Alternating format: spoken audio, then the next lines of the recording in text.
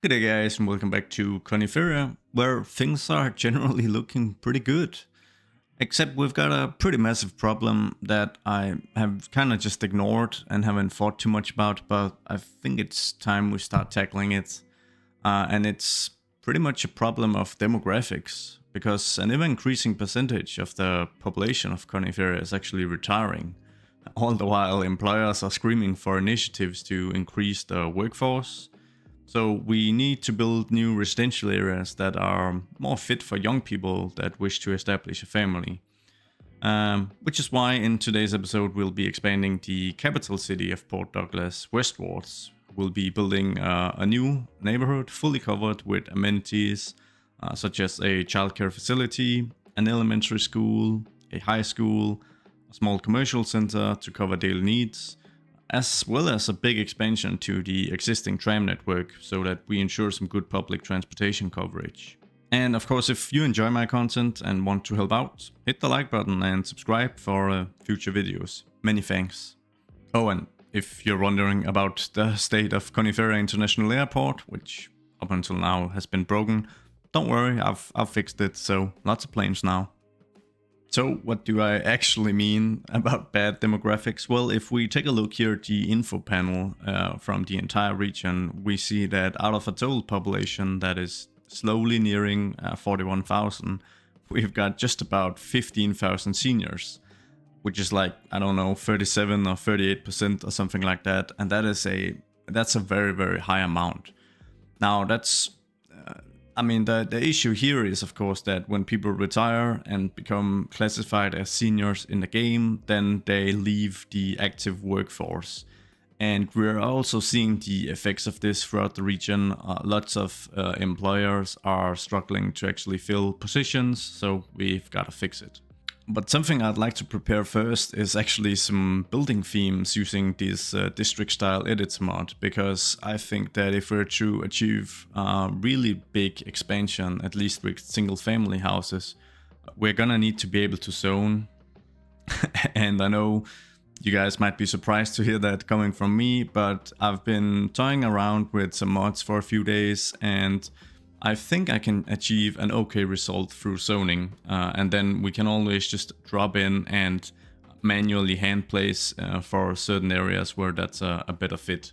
Oh, and just one more thing. Many months ago, I know it's a bit awkward and embarrassing, you guys voted for a public library in this spot here in the kind of depressed neighborhood of Outer Brickville. So I'm finally building this library and community center here. Yeah. Sorry for the delay. I guess I just kind of forgot it. All right, so the new neighborhood. Before we do anything, we have to fix the infrastructure here.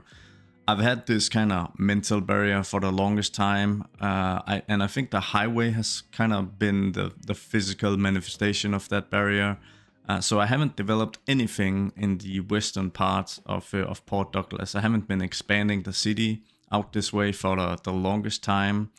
And like I said, I think the elevated highway has sort of been the boundary, but also the fact that this area, this whole island is so hilly, it just makes it quite tricky and very time consuming to just build stuff.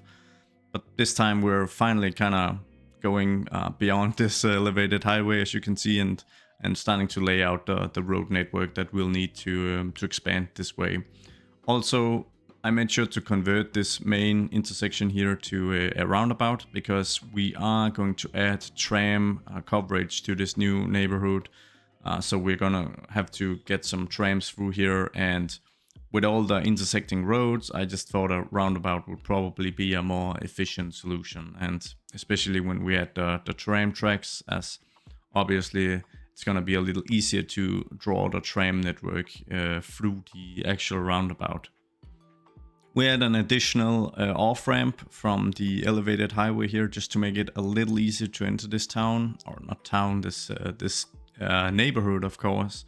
And this is the final infrastructure change we do for now, before just starting to draw out the road network. And we're going for a pretty simple grid structure here. The idea behind this neighborhood isn't to make it super exciting. It's to more have a pretty good model in place for what I would call a complete neighborhood. So that's going to be a neighborhood where, like I said, we're going to have a small commercial center alongside like the main road.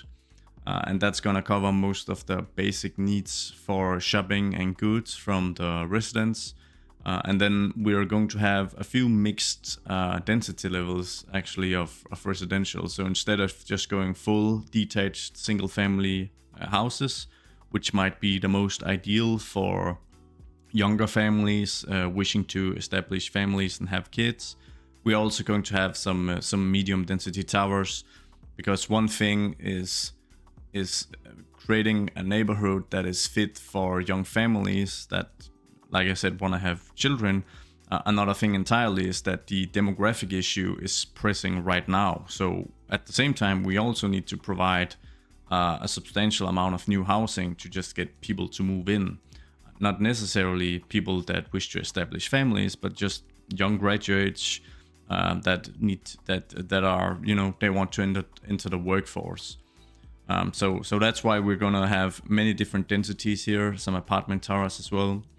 But like I said, we need to provide the amenities for families that want to like have kids. So we're placing down a childcare facility, elementary school and high school, and that's kind of the first couple of buildings that I'm getting in place here. For the commercial strip, I'm trying to achieve a good mix, a good blend of commercial assets that kind of span some very different eras, basically.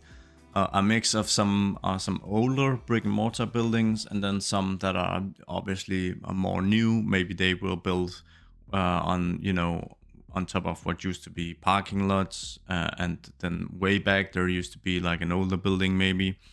And I guess the idea is that I can achieve a mix that where it's obvious that the neighborhood isn't completely young.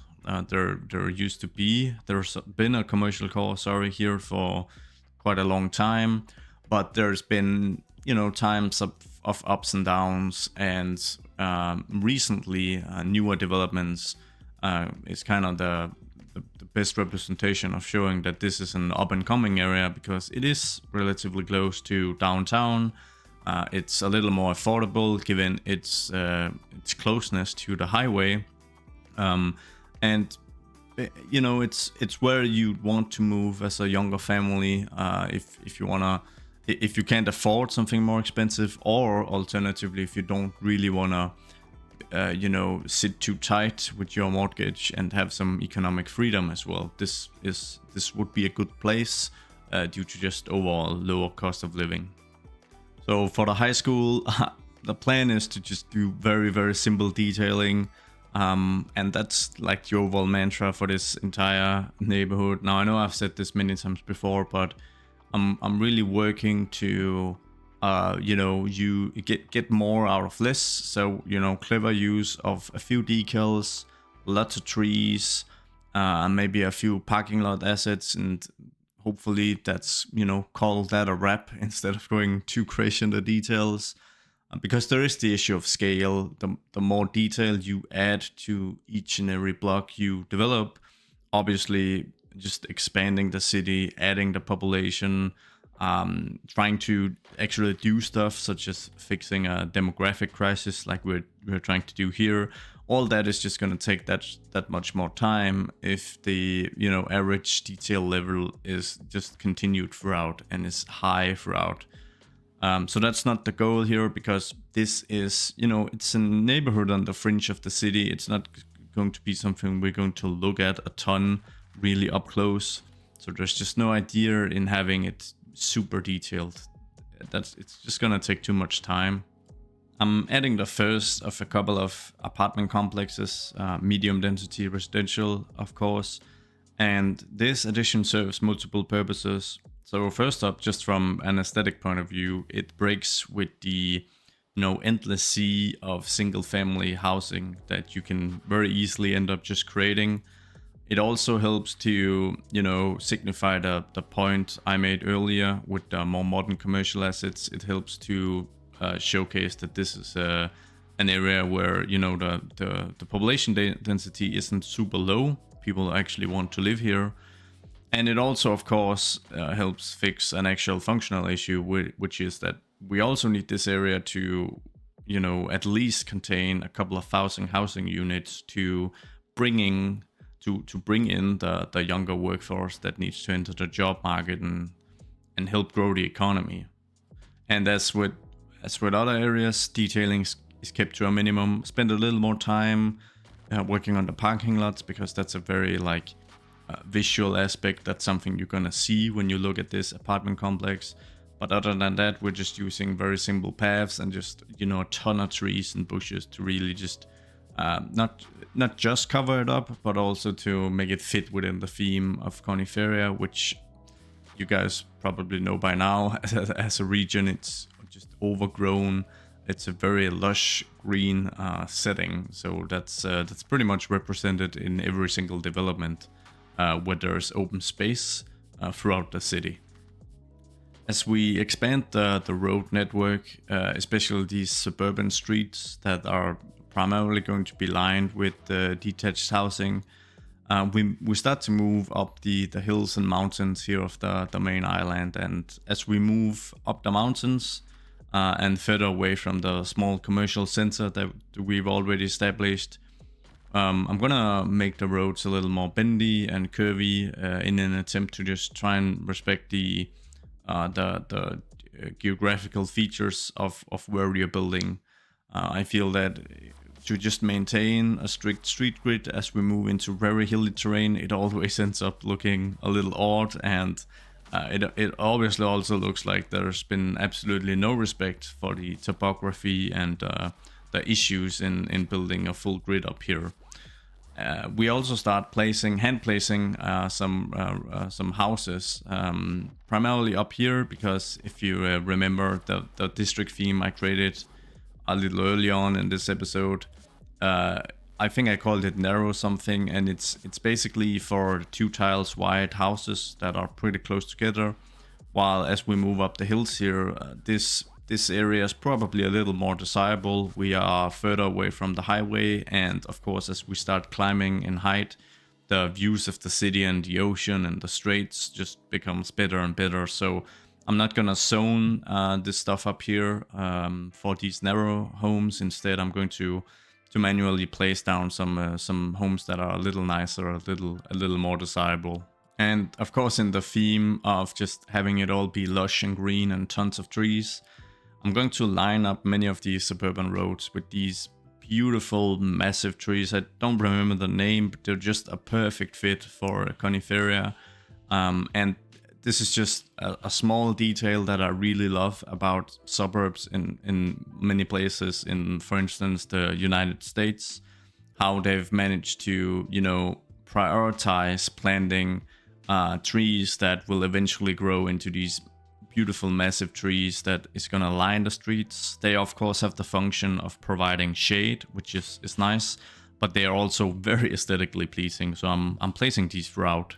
We start working on adding the tram network extension, and it all turns into a pretty simple line. But I mean, there's not much stuff out here, not yet at least. So I guess that's pretty much what makes sense and is the most cost effective. It doesn't really make sense to have additional lines covering this new neighborhood, at least, because it's centered around a main street where most of your services, basic amenities, and of course the commercial center is situated. So my idea here was that if I can provide 2 or 3 stops to serve this entire street, then likely the traffic, like the volume of what's it called? Traffic. What am I saying? Travelers. Travelers, people willing to take public transport. Likely the volume of those is gonna be pretty high, because most of the neighborhood should be covered if we can cover up the main street. Now, working with just getting this tram line in place from the 2 depots we have was super finicky. But in the end, it sort of worked out after just fighting a bit with how to get some of the tracks to probably line up underneath the elevated segment of highway, and then doing 2 connections to the the road leading into the neighborhood from the roundabout. So yeah, in the end, it looks a little finicky. I guess the good thing is this is hidden underneath an elevated segment of highway, so yeah, I mean, who's gonna notice? And I cover up all the sides with like some grass and some big trees and stuff, and you know, out of sight, out of mind. It works out. So for the tram network to the new neighborhoods, instead of creating a loop at the very end that kind of terminates the route, I actually use this special network piece from Clues, and I use Clues tram tracks throughout most of the city. And this special network, in combination with the reversible tram AI mod, allows the trams to actually just reverse when they reach like the end segment here, which is also a station.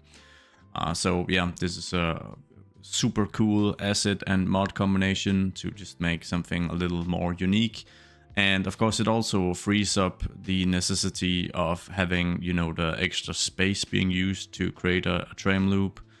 Which I quite like.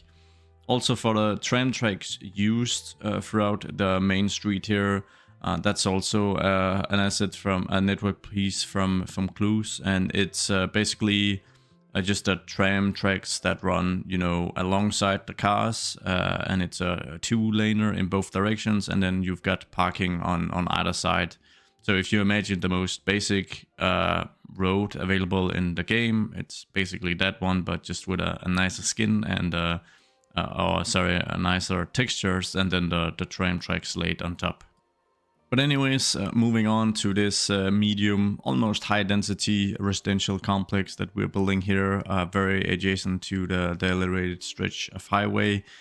This is where the magic happens, at least in terms of just an overall population bump and bringing in more young people into the city and into the workforce, of course. And I know that it all seems kind of cynical what we're doing here in this episode, worrying so much about the seniors. I mean, they have, of course, they've paid their dues. Being a part of the workforce for years, and now they deserve to just chill and relax.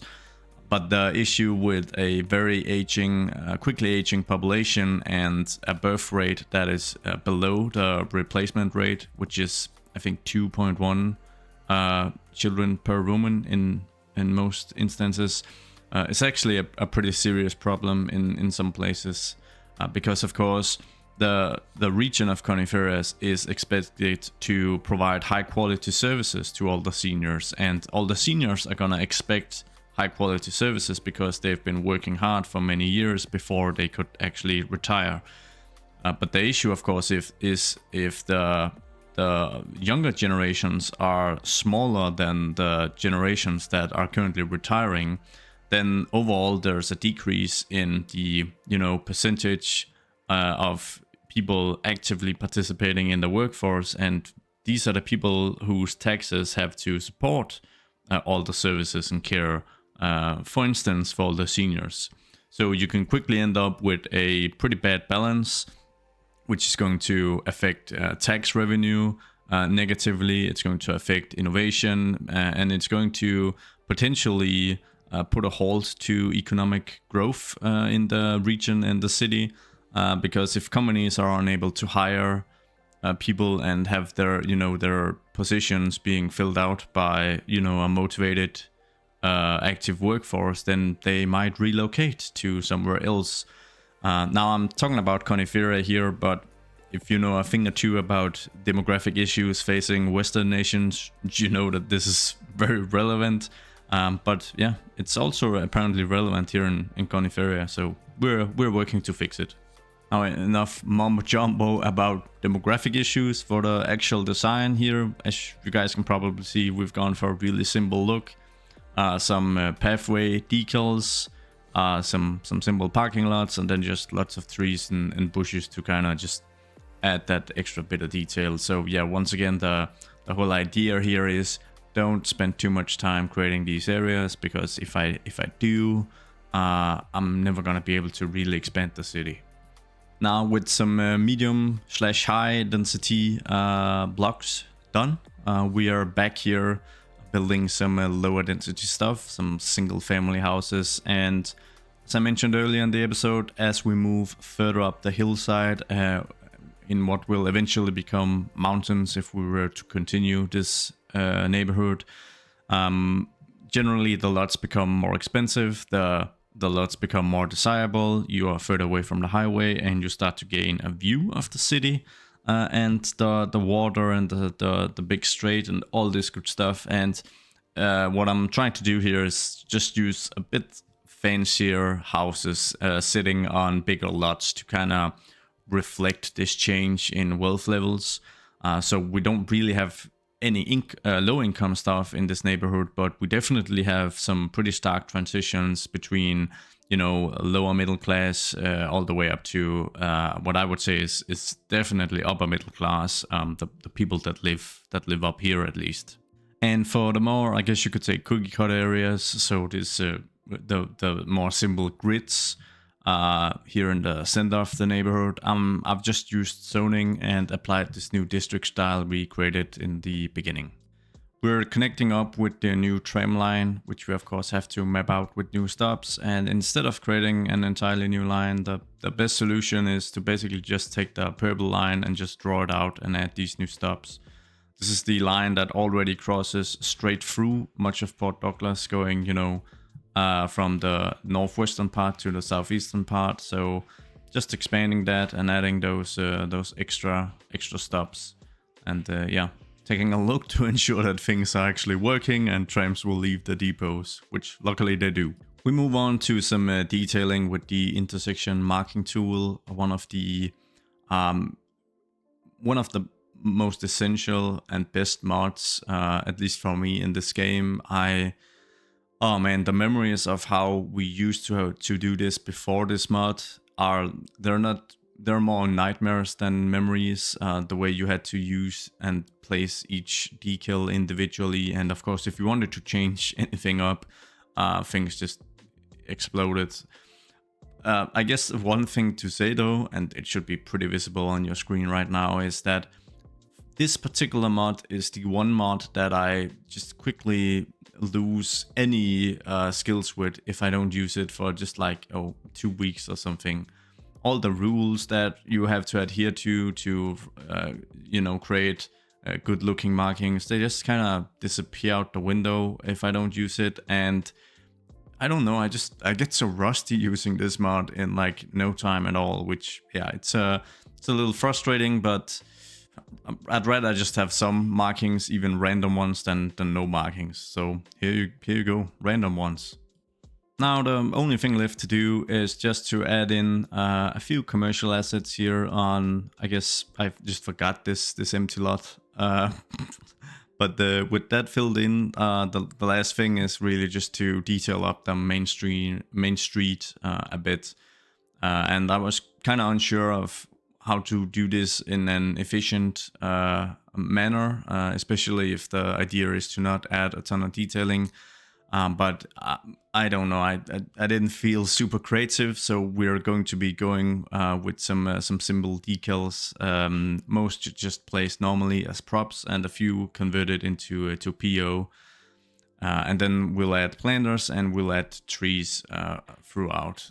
So I guess if I were to really actually adhere to what I have said earlier in this episode about reducing the amount of detailing, then perhaps I should have just grabbed a nice looking tree and just added it alongside, you know, the sidewalks here, and let that be that. Because how much time are we gonna spend looking at, you know, these decals later on?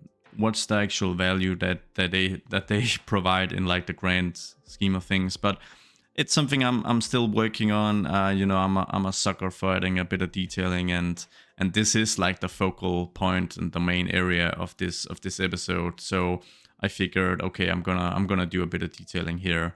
And I guess I should say that another mod where I just lose all knowledge I have pretty quickly is obviously procedural objects. And the thing here is I'm not very good at this mod to begin with, which I guess you could say for intersection marking tool as well. So everything is just a bit wonky.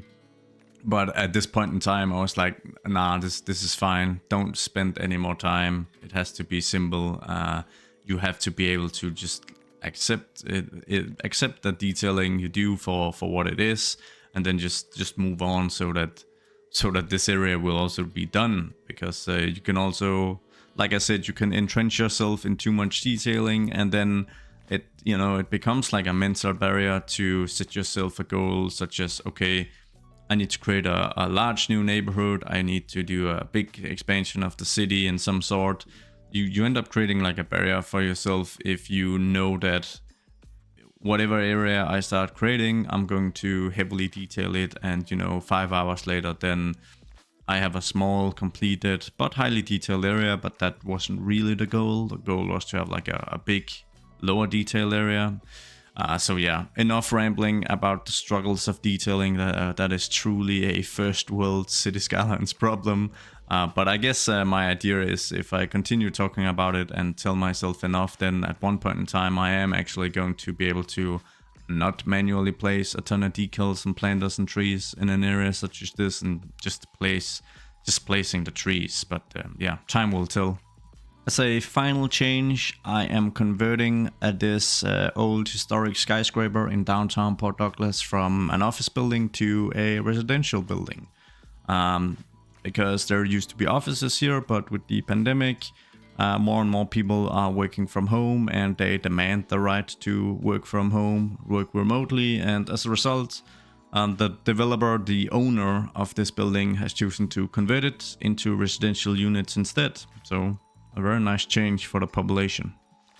So with all that said and done, let's assess the situation and see how good or bad of a start we've had with our attempt to just increase the population and help solve the demographic issues moving into the future. I've named this big new neighborhood Elk Hills, which is, yeah, I don't know if you've got a suggestion for a better fitting name and a backstory, then yeah, let me know in the comments, and I'll just pick something that sounds nice, because I'm not very creative. But basically, the most important thing is that we're approaching 3,000 people living here in Elk Hills, which is split into almost 800 households, and we've got about 350 jobs here. So yeah, primarily a residential community, which is perfect and exactly what we wanted. I'm also seeing some pretty good tram network usage here in front of the, this is the childcare facility / kindergarten, I guess, in regular English. And this is the elementary school. And we've got lots of people queuing up here in like the central commercial strip to move downtown, I suppose. I'm sorry for the lag, but we've got downtown Port Douglas in the distance here, obviously. Let's assess the situation based on when we started building this. So our amount of seniors, in the time we've spent developing this area, around 600 people have chosen to retire. And our overall population has grown with about 4,000. And we've still got 1,500 households that are unoccupied, so that's pretty positive. But basically, this means that we've reduced the seniors percentage of the total population from like 37 to 35 or something, which obviously is not a big deal. But I'm hopeful that with the addition of more neighborhoods in the same same style as Elk Hills, where there's a very heavy emphasis on good facilities for children and young families, then this is going to change over time. And of course, in a more grim sense, it's going to change over time when all these people start dying. So yeah, this is we've got a lot of additional children in the city now, which is awesome, because in a brute capitalist way, they are going to become workers, pay in some tax dollarinos and slave away in big skyscrapers downtown. So that's just perfect. Perfect. That sums up this episode. Thank you so much for watching. Once again, if you do enjoy my content, I would very much appreciate a like, and of course your subscription if you don't want to miss out on future videos. And I'll make sure to shoot some cool cinematics for you guys. Thank you so much for watching once again. Goodbye.